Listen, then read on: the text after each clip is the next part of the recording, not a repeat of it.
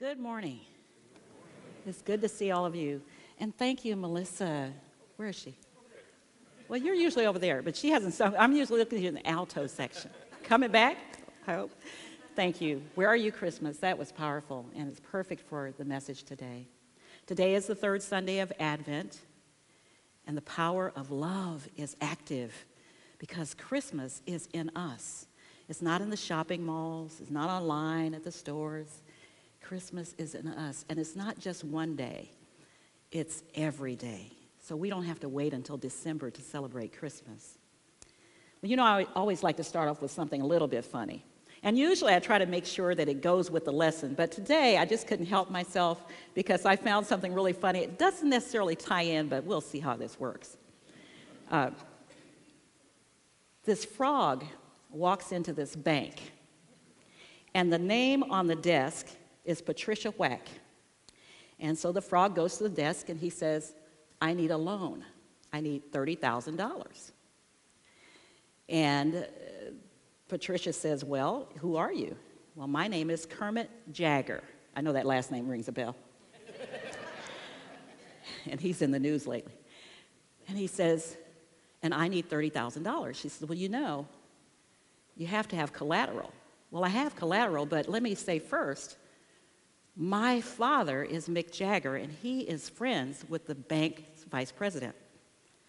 So I know I can get this loan. She said, I don't care who your father is, you need collateral for that kind of loan. He reaches in his pocket, and he pulls up a porcelain, little bitty tiny pink elephant. And he says, this is priceless, it's worth a lot. She looks at it strangely. She says, well, I'll be right back, I'll have to talk to the manager. She takes the porcelain elephant. She goes to see the manager. She says, it's a frog out here. His name is Kermit Jagger.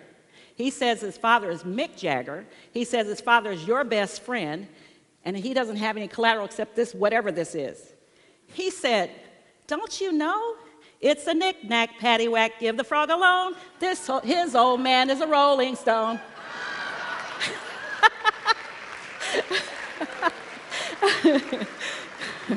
So my daughter said that my 13-year-old granddaughter probably wouldn't get it. She's here because she probably doesn't know about this old man came rolling home, but, you know.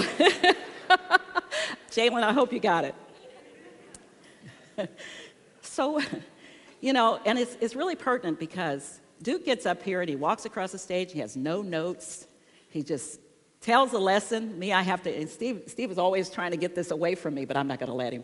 And I put my notes there, and I rely on my notes because I don't want to miss anything, and I don't want you to miss anything. And like Kermit, it ain't easy being green. So what is Advent? What is this, Advent? When I hear the word Advent, I think of the word adventure. Adventure. And when I hear it in the context of Christmas, I think of the adventure of Mary and Joseph, her riding on a donkey, 9 months pregnant, with a child from who knows where, God knows what. And she's on her way to Bethlehem. And there was no room for them anyplace. And she's about to have this child. Expecting. And that's what Advent means, expectation. It means preparation. And Advent goes back about 400 CE. And during that time, the Latins had a word called adventus, which means coming, the coming. What's to come?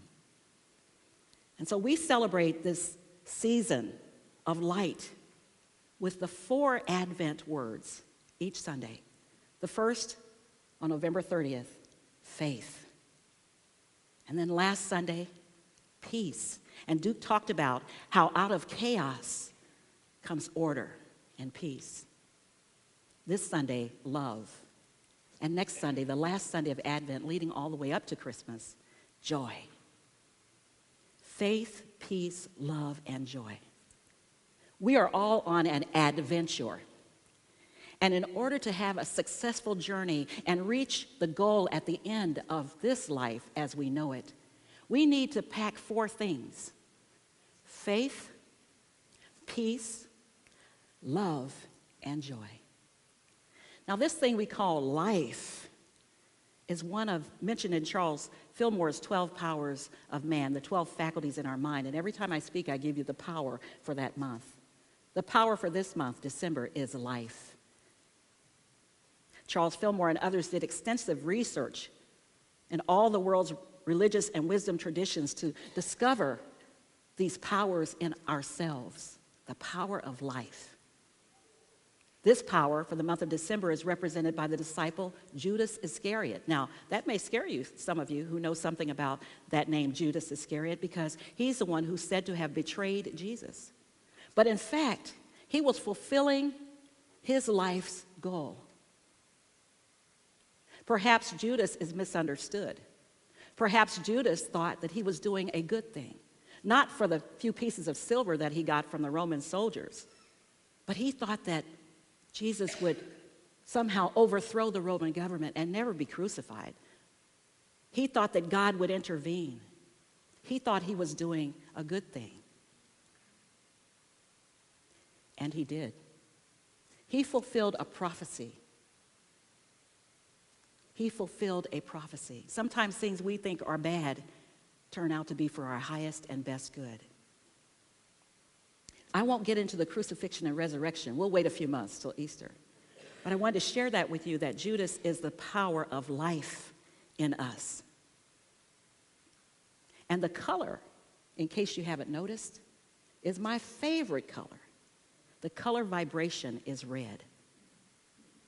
We're all vibrate at a certain level depending on how we're feeling, how much faith, peace, love, and joy we're experiencing right now. We may vibrate at a different level. But when you see red, you vibrate at a really high frequency. Right? You ever say that expression? I'm seeing red. You know, that vibration is high. And sometimes it takes you real low, too. You may do something you regret.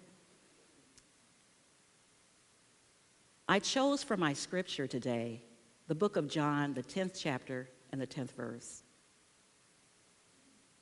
The first part of that scripture, which is in your bulletin on the front, sounds kind of negative. The thief comes to rob, steal, and kill. The thief comes to rob, steal, and kill. What does that mean? What thief? You've heard the expression, we have met the enemy and it is us. Well, that thief represents your negative ideas and thoughts that you hold in mind and wonder why these things happen to you that you don't want to happen. Your thoughts, your beliefs, your actions, your attitudes are the thieves that steal your love, your peace, your joy, and your faith. But Jesus added to that, according to John, but I have come that they may have life and have it more abundantly. I have come that they may have life and have it more abundantly. On Friday, I had to do a memorial service of a young woman who was 44, who only a few months ago was a healthy, vibrant school teacher in the Shawnee Mission School District. She taught special needs children, mostly toddlers and preschoolers, and she taught teachers how to work with those children. She was quite well known and well loved. The hard part for me was not her husband of 17 years, because he'd had some experience with life. And even though life throws at us some things that we just don't understand, he had enough experience that he will continue to grow from this. But her 14-year-old and 11-year-old sons, how could I tell them about life? How could I tell them that life has no end? It's a continuous circle. How could I help them understand that while their mother would no longer be present in their lives, she would be a presence in their lives forever? So here I was working on my talk, Life is an Adventure, and trying to stay as positive as I could for this family. Her father and mother, this was their only child. So much life in her,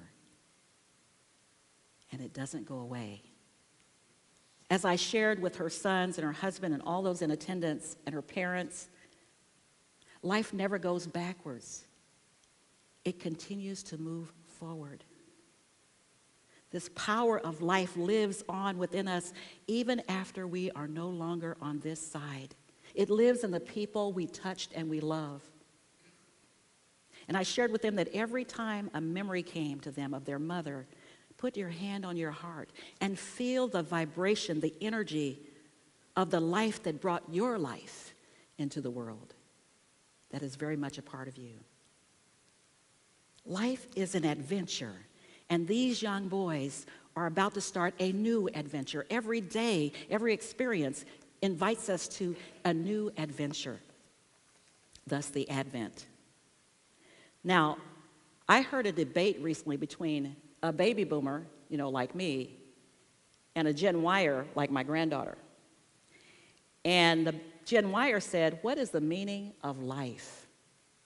What is the meaning of life?" And after much study, the boomer said, "You tell me. You know everything." "I don't know. My computer is down." We can't find it in Google. The meaning of life is in you. I want to share a story with you that I dearly love, that I shared on Wednesday evening, and I hope those of you who were at the Wednesday evening service don't mind hearing it again. The story is about a wise man, so wise that he was appointed to be the head of his community, the mayor, so to speak. He was so wise that people would come to him from other communities just to ask him how to live their lives. If they had a problem, he always had the right answer, the right advice. But there was one person he could not help, no matter how he tried. He threatened, he gave all of his wisdom to. It was his son. He was lazy, he slept all the time, ate all the food in the house, and partied all the time. And the aging man, as the calendar began to turn, decided that he needed to do something so that his son would find his purpose in life. He had to come up with some idea. So he called his son into his room and he said, "Look," he said, "you've been fumbling around all these years and I'm getting older. I can't take care of you the rest of your life. I probably won't live long enough to do. You've got to learn to take care of yourself. Now you're about to go on a journey to find your real purpose in life." He said, "I don't want to go anywhere. I'm comfortable here. Why should I leave? I'll miss you. I won't know what to do." His father said, "It's important for you to find your purpose." So the next day, his father got him up in the morning and handed him a bag, and in it were 4 sets of clothes, one for each season. Some grain, some dry food, some lentils, a little bit of money, and a map. He said, "I want you to find your real purpose in life. And when you find it, remember it always, and it will lead you to a full and happy life." The son very reluctantly set out the next day on this journey that his father sent him on. He crossed rivers, he went into forests, plateaus, mountains. Fall turned to winter, winter turned to spring, spring turned to summer. He had been gone a full year before he finally came to the cliff that was circled on the map. And underneath, an X marked a tree that was a spot where there was a hidden treasure that his father sent him to find that would give him his purpose. He dug around that tree and dug for 2 or 3 days and never found his purpose. He was disappointed and devastated that his father had lied to him. And so he decided that he could do nothing else. He had no food. People had helped him along the way, but he never paid attention to that. He just took what he could and kept going like he did at home. When it was cold and wet, there were people along the way that would pull him into their little homes and get him warm and dry, and then he'd set out on his journey. He had one mission in mind, and that was to find that treasure. But this time, when he headed back, something happened. He noticed for the first time the sun rising and the sun setting, and how beautiful it was. He noticed the birds singing and dancing in the rain. He noticed flowers blooming on the mountainsides. And as he went back through the little villages where people had helped him, he stayed for a while and got to know them. And he did chores for them to show his appreciation for them helping a stranger without any expectation of anything in return. He had been praying that he would see his father again, but he was worried that his father would be even more disappointed with him, that he didn't come back with the treasure. He noticed the changing seasons. He learned to hunt for his own food. He learned to sew his own clothes. He learned to calculate the time of day by the sun. He learned which plants to eat and which ones would poison him.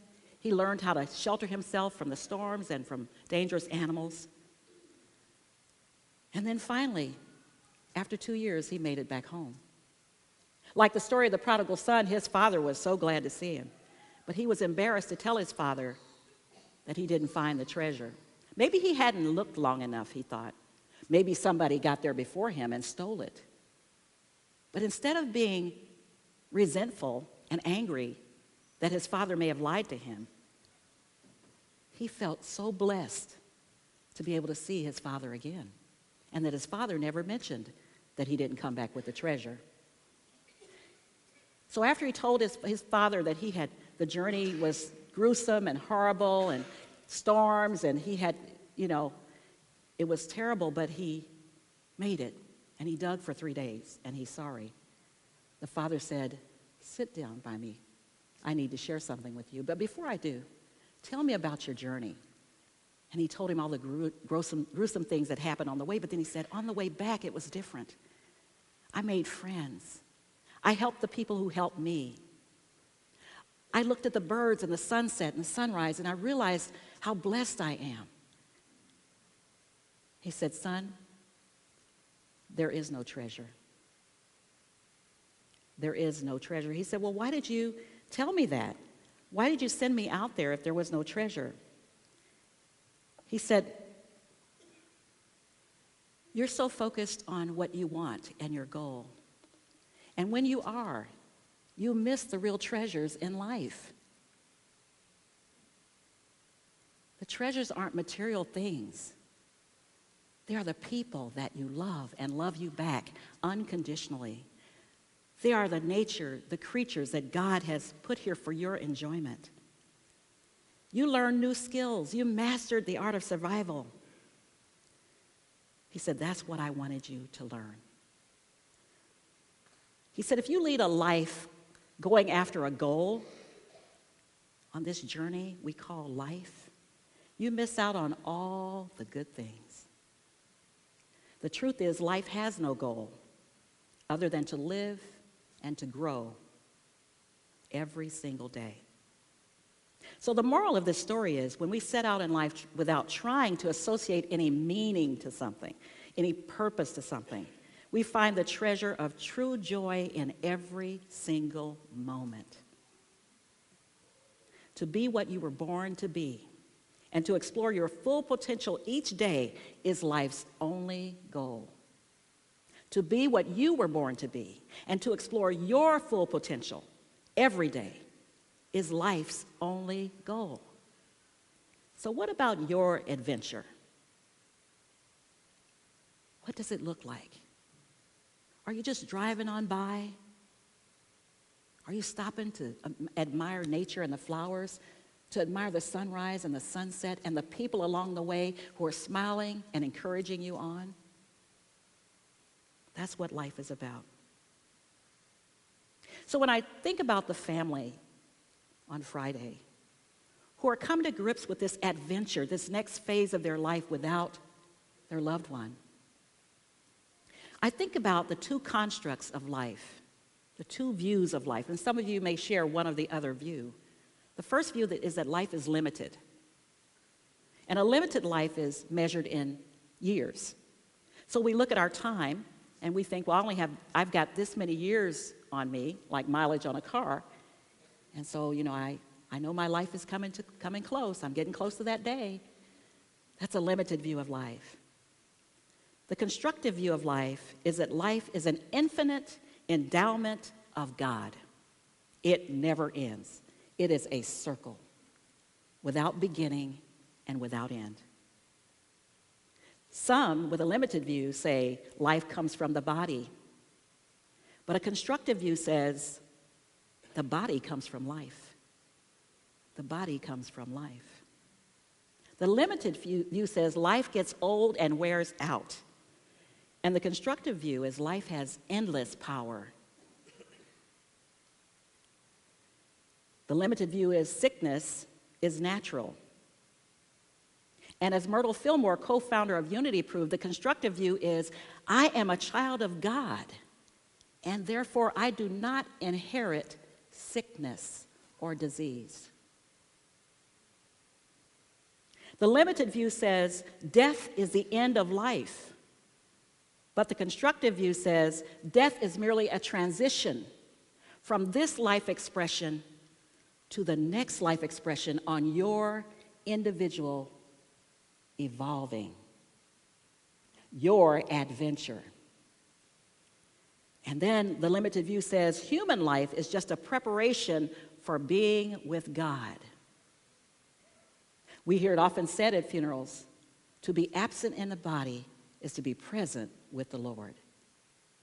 But we are always present with the Lord because we are bodies with spirits, spirits with body. The whole of us, the essence of us, is not this covering. So the constructive view is eternal life is always here and now. Here and now. So Advent offers us these opportunities. When you see the candle being lit, and you see it in the bulletin that this is the Advent for this Sunday is love, last Sunday peace, the Sunday before that faith, and next Sunday joy. It's an opportunity to take inventory of our own personal beliefs and ideas that may not be serving our highest good. It's an opportunity for us to, like that young man, to adventure into new territory in our minds, our bodies, and our spirits. It's an opportunity to welcome the birth, the new birth in us of the best and highest of ourselves, our true Christ nature. It took faith for the son to step out on that journey. And I'm sure you've had to exemplify faith in many areas of your life. I know I have, on a day-to-day basis. Not knowing what's out there. Am I going in the right direction? Am I doing things the right way? The father had to have perfect peace within himself to even send his son on this unknown journey. How many times, if you have children, and brothers and sisters, have you just used your peace to just let go and let God and pray all is in divine order? It takes that deep sense of peace to do that. Both had to love each other so unconditionally that they trusted enough to take that journey apart. And the son experienced pure joy with all that came his way when he saw his true purpose to live each day as it comes. William Feather said, one way to get the most out of life is to look upon it as an adventure. No matter what you're going through, order does come from chaos. So look to each day like Christmas with childlike wonder and anticipation, expectation, and preparation for what's to come. With faith, peace, love, and joy as your guide, Advent invites you to be in that state of Christmas. This is your adventure. This is your time to shine. Charles Fillmore said, we experience life when we consciously commune with God through prayer and meditation. Remember, life is an adventure. So let's adventure through the inner being of ourselves in our time of silence and exercise that faith, peace, love, and joy of not only this season, but every day.